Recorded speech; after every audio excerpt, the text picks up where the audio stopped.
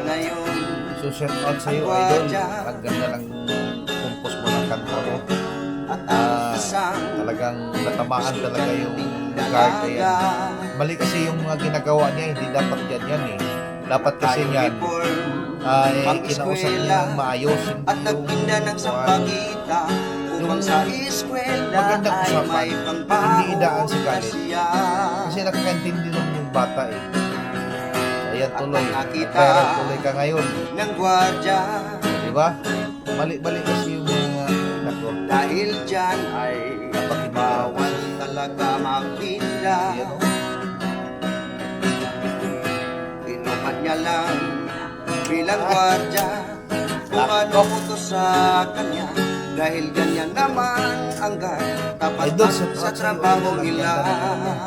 Compose mo na At nang sa kanta gwardya'y about dyan sa sinita, Imperial Guardian. dahil bawal nga dyan Shout out sa iyo, magtinda. idol.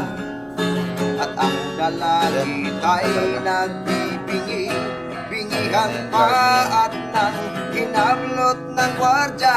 Kasi yung Itong tindang although, sampagita, ginagawa lang naman yung ano niya eh. at nagalit trabaho niya. ang dalagita. Idaan sa usapan. Itong sampagita Kailangan pa ng niya'y ano, lagyan pa ng minamatinda.